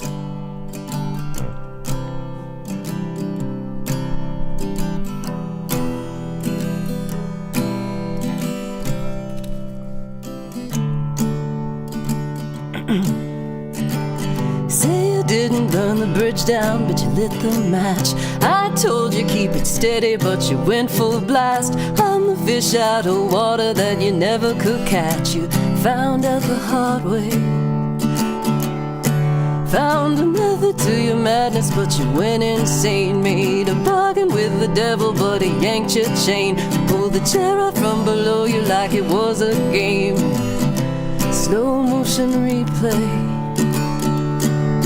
What goes around, around, around, around, it boomerangs and knocks you down.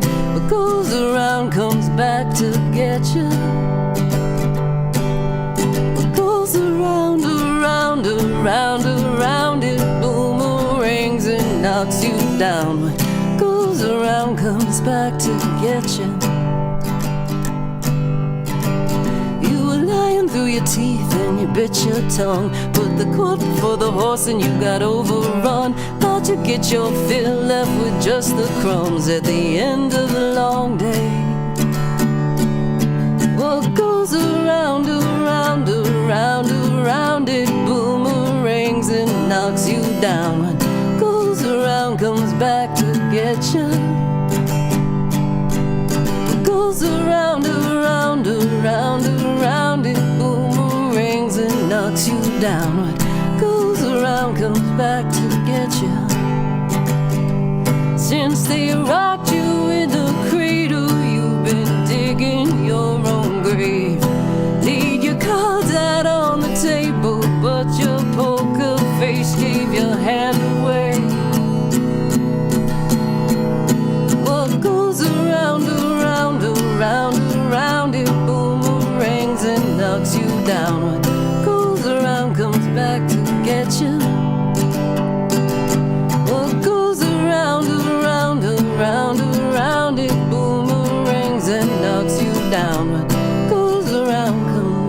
to get you. All right, I forgot I don't know how this ends. I didn't write an ending. Just ends. It's a great song, though. It's a really good. That's a good hook, isn't it? I'm kind of like, Urban's like, these are the lyrics I sent to you, and I'm like, were they? Because I've been known to just forget that somebody sent me something, and I'm like, these are genius things I just came up with. So, wow. Urban did give me a very similar. I mean, it was like the same kind of idea of this revenge thing. So they did put that in my head. Yeah, it's a nice song. It's definitely memorable on the hook. Oh, thank you. Yeah. I mean, you know, and like the last song I wrote too also has about going round and round. It's like there's too much going round and round lately. But they both worked. Well, I think this happens a lot though, doesn't it? As for a songwriter that's got any years under the belt, I do think you tend to find that this happens a lot. That so you have several things going on in your life at one time. Life's always busy, and your brain quite often processes this thing. So you're thinking about one particular thing in your life, but it comes at it from a few different perspectives. Yeah. And next minute you've got 3 or 4 songs that are all roughly about the same topic. Yeah. But they're all different songs. Right. You know. Yeah. That definitely happens to me. I am kind of in that like, why are people messing with me kind of a mode of life, because people keep messing with me. Get up along. Well, and at first, when I first wrote it down, I was going around and round and round, and it ricochets and knocks you down. And it's just when I kept singing it, there's this like a bar and grill called Rick O'Shea's. and that's what I thought I was singing. I Welcome to Rick O'Shea's. It's my bar. Rick O'Shea's. And I was. Hello, I'll pour you Guinness now. So I was like, I'm Rick, he's Shay. So I was like, that's not what I'm trying to be. So I thought boomerang was like less of a weird word to say. And yeah. Isn't now that? I mean, that's a really interesting point in itself, though, isn't it? So sometimes you just have to replace a word in a song that you've written because you just think, for whatever reason, I cannot have that in it. I cannot do it. I can't sing that. And then other times, an unusual word makes a song. Oh yeah. Well, sometimes it's like the songs, and I think you're singing one word, but that's not the word you're singing at all. And you know, like I've come up with, and I think about that. Like I should rewrite some songs where I'm just like, let me write the song I think you're singing. Yeah. Because I thought the words were completely different. So let me just write that song down. And yeah. Yeah, I don't know if anybody's been to Rick O'Shea's, but it's a good little Irish bar.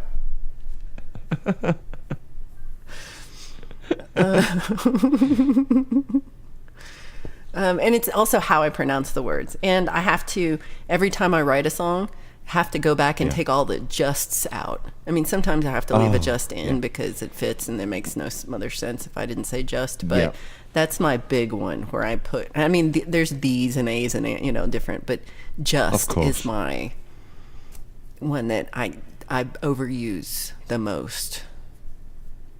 You know, yeah. Yeah, I don't know what I'm bad for.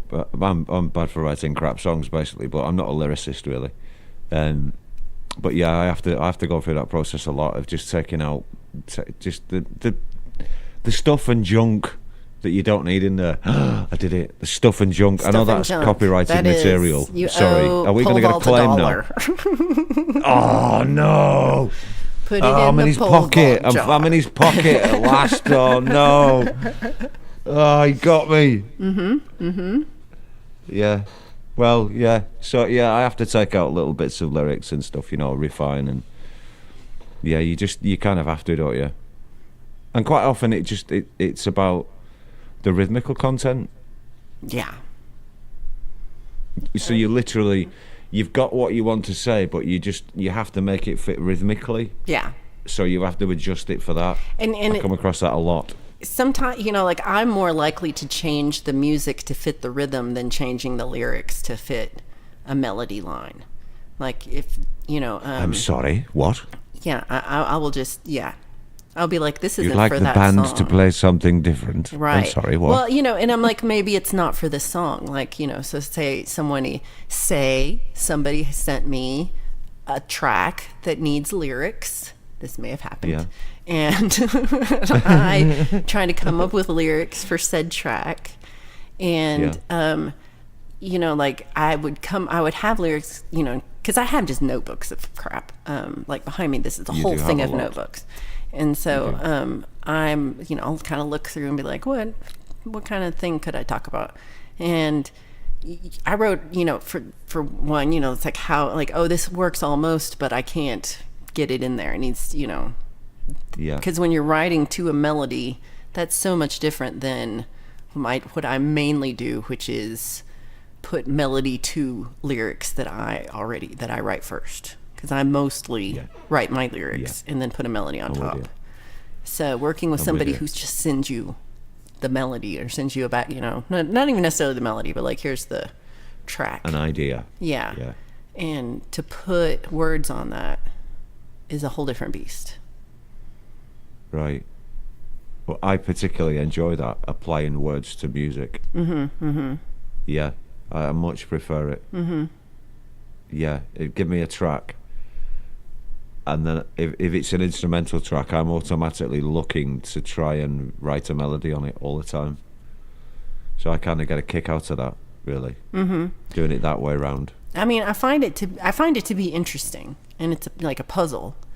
But it's the only time I do it is if, like I'm never coming up with, well, maybe twice I've come up with a melody first and then tried to fit.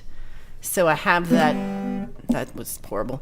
I have that Know For Sure song where, well, even then, somebody gave me a chord progression because this is some kind of a bass chord progression.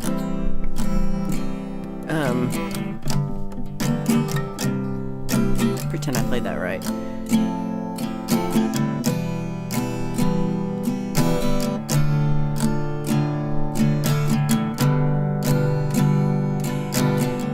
So like that progression is some kind of bass practice progression that a bassist gave me, and wanted to write a song that went with that because that's what they'd been practicing on bass. Okay. So I took the liberty of changing, like, it's like one bar, half bar, one bar, like of changing how the lyrics are laid out or how the chords are laid out into the song to make it fit an idea I had still. And then I have my Lost in Conversation. I had this part for like 2 years, maybe more. Right. I just really wanted to do this because it's fun to go up the key. Up the it's so cool. This is great. And then I had this, and so I had that part, and it wasn't until I randomly wrote I was in writing, I'm like, this will work with that. Right. Okay. Well, just before you put your guitar down, the first one that you were talking about, then the one that was originally, Know For Sure. Well, so there's something, there's part of the melody that you do. Yeah. That to me is a perfect example of how that would be a brass line as well. So So if you're going to put a brass arrangement, that brass section could perfectly mimic that little melody, or that would accompany another part of the song as well. That's like, sure, yes, sure as the sun will rise, yes, sure as the dew is low, sure as the stars above, there ain't no doubt about our love. Whoa. Yeah, I could hear that. It's a full brass section thing, and I really like that. And I think as well, so sometimes, if you can imagine what a trumpet player would do, if you're looking to write a melody on your song and you can't think of anything, honestly, I really suggest this. So imagine that your grandpa is playing imaginary trumpet over the top of it, and come up with your tunes like that, because you will be surprised how many good little melodies you can do when you're not trying so hard. Right. So you just let your brain just solo and come up with a little, And what it does is it doesn't matter about the words. Then it just gives you these little hooks. Hooks. Well, that one, I mean, is kind of true because the words are kind of stupid. I mean, it's a love song, but the word it's a list of similes of, sure as the sun will rise, sure as the day is long, sure as the stars above. There ain't no doubt about our love. I would be bald if it was not for my hair. Yeah, so it's a whole bunch of similes that start with sure that I found in my rhyming dictionary of similes and idioms and metaphors, which I highly recommend because it really helps you come up with these things that are, you hear all the time, but, are fun to put into songs. Yeah, I wish I had a black book of idioms. That's what I should write. My black book of idioms. I like E. Urban says, what's the one with the pa rhythm? And I'm like, is this one of mine? What? Do I have an pa song? I might. I think it might be Strawberry Moon. Oh, Apologies. Apologies does. You're right. Yeah.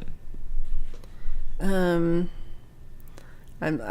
didn't notice that, like, I'm not really watching I'm not being a very good mod. And so there's E. Urban is getting a lot of things that they keep saying it's the one that you keep telling people to fuck off, and Hugh Caldwell is like hidden by Hugh Caldwell. But no, that's true, Hugh. That is the song where I told them to fuck off. E. Urban was right.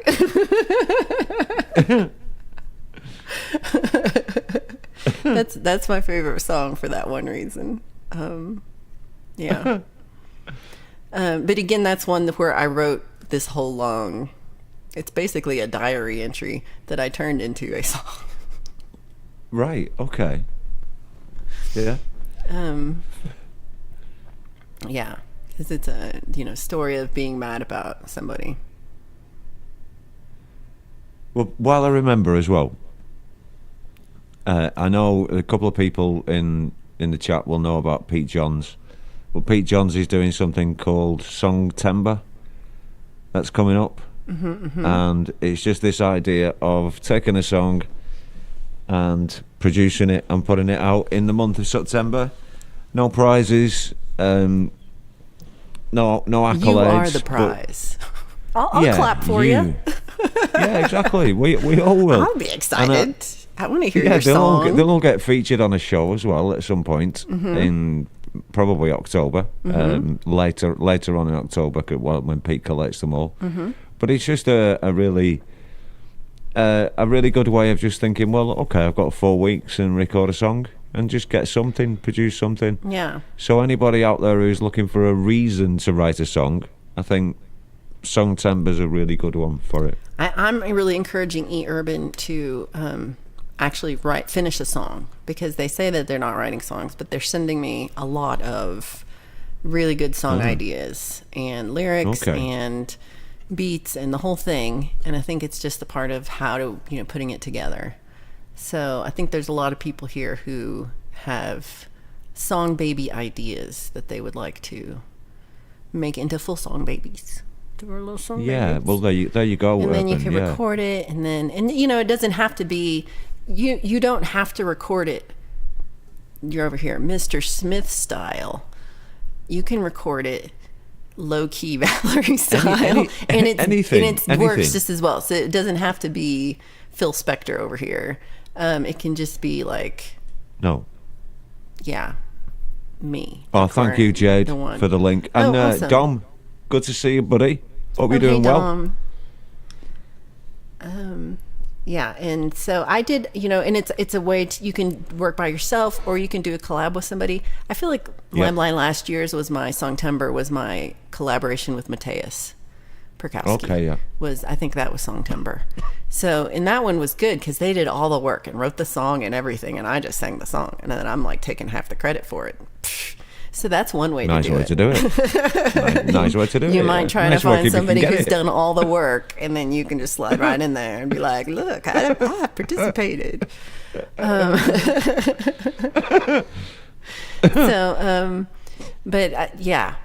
think it's a good way, and it's a month of not like, oh, you have to get the, because, you know, sometimes I'm in this, I get a song done in an hour. That's one of my things I like to do for like my own torture of, you know, just because I'm a masochist. And so I'm like, I will in the next hour come up with a song, and I will write the lyrics, and I'll write the song melody, and I will put chords to it, and I will record it, and I will put it up on YouTube, and then I will go eat dinner, and it's done.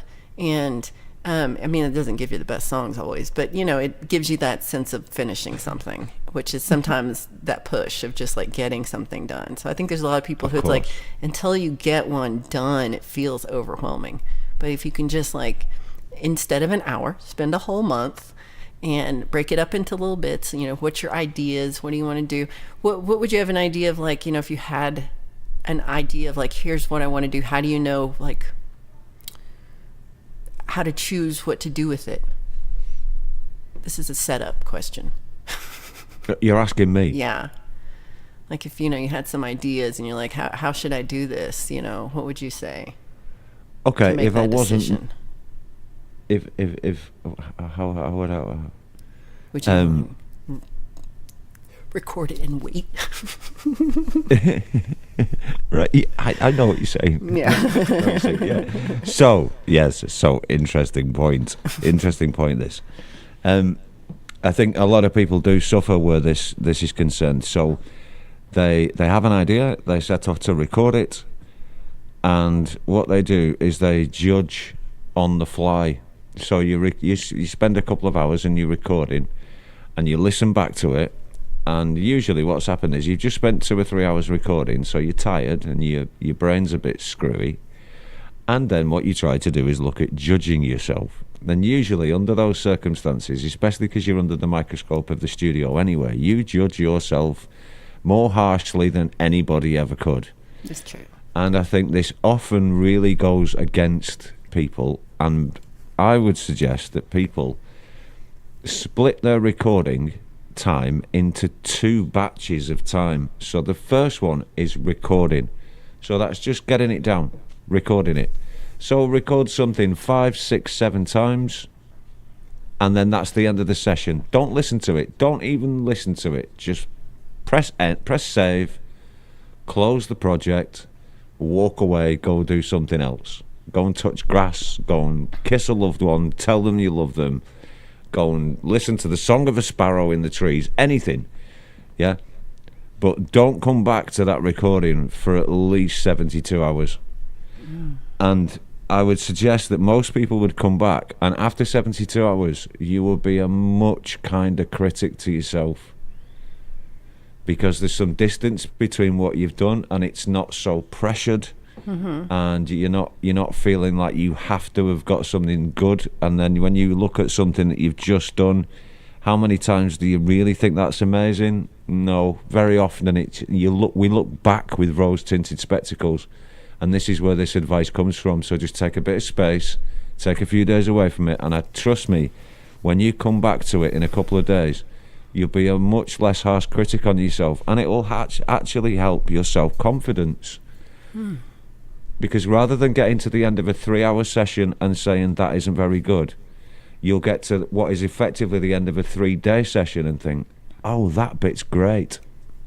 And there's a world of difference in those 2 places, you know, and especially emotional, because we're all a bit emotional as creative people.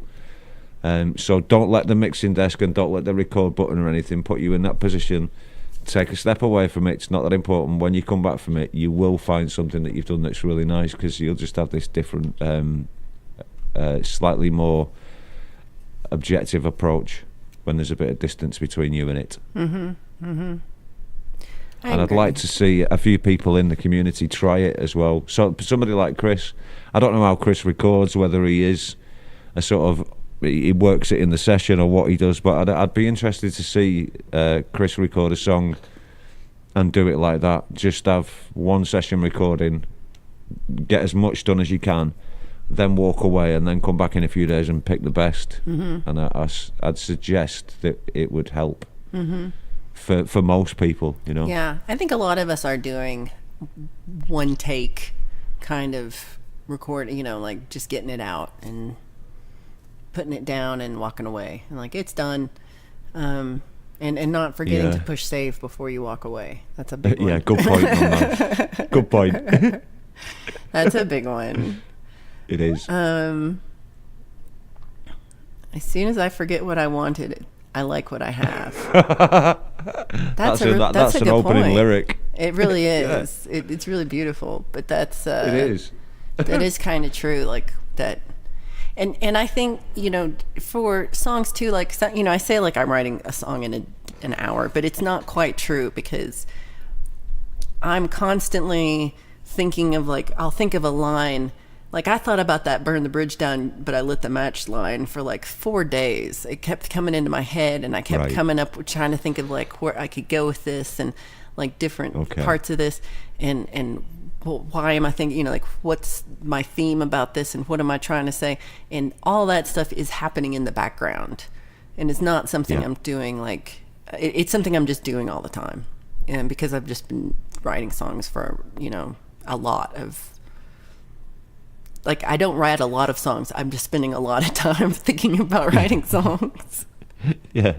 And so it's happening when I'm like, sanding wood, and I'm thinking about these, what's a good metaphor that tries to say this, and so there is something about just not trying to do everything at once, but like really like spending 30 minutes in a day and kind of writing a few ideas down, coming back to that, and letting your brain think about it for a day, coming back to it, or letting your brain think about it in between times, and not trying to get all the work done on the paper or on the guitar, however you write.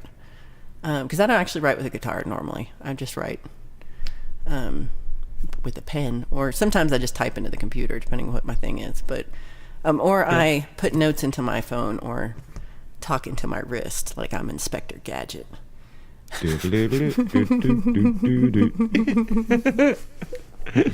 Like, go gadget song. And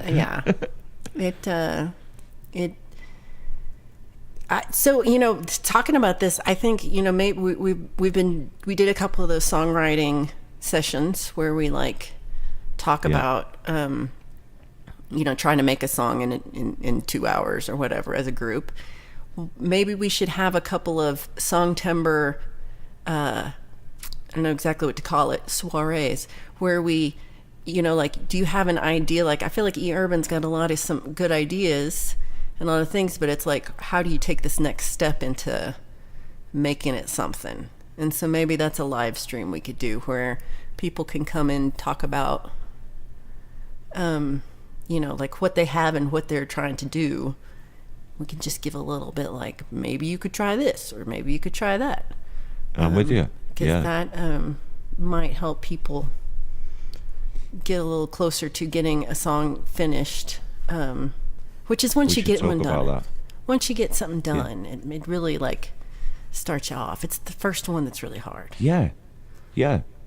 And this is it. I think this is it. It's very easy to be disheartened with stuff when it comes to recording, and because it's very complex and stuff. So little victories are really good. They're really good. They really are. Yeah, sometimes if I just don't write, just getting anything done makes me feel like, okay, I didn't lose the ability. I'm not terrible at this. I don't suck as a human. Well, I haven't gone that far yet. I'm just working on this one song. Hugh, could you try to put up Pole Vault's link to Pole Vault's show that's happening in 1 minute? Yeah, that'd be really good. It's the weekend warm-up number 2 over at Dead Pole Vault. And so that is happening in 1 minute. So excellent. We did pretty good.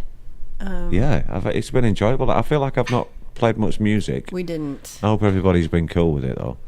But it's nice to see everybody hanging out as well. Yeah, no, I feel, and if everybody could press that thumbs up button for Mr. Smith. That would be great. Like, comment, subscribe. Like, comment, subscribe. So we're not doing this in 2 weeks because I have a gig in 2 weeks, but I think we're going to do this again in 3. But so Hugh Caldwell's just put up the link. This is over to Dead Pole Vault. So, thanks, buddy. At Dead Pole Vault at this link, and we will see you over there right now. because it's time. Right now. Yeah. Right now. It is time. Yeah. So we'll see you soon. Thank you, Valerie. Oh, thank you. Thanks very much. It's been really good. I like doing this with you. It's really cool. Me too. It's fun. Yeah, it's great. And thank you to everybody. And anybody who is lurking and watching, hello to you and thank you. And anybody who's watching the replays, brilliant. And leave us a comment. Tell us what you thought, good or bad. Please do. Please do. What can we improve? And I will see you at your stream on Tuesday at 2 p.m. Eastern for your 30-minute drum stream. Yay! So, I'm doing drum and bass. Ooh, Drum and bass. Drum and bass drums. I like it. All right, everybody. I'm stopping the stream, and we will see you over at Pole Vaults. See you there, everybody. Bye. See you later.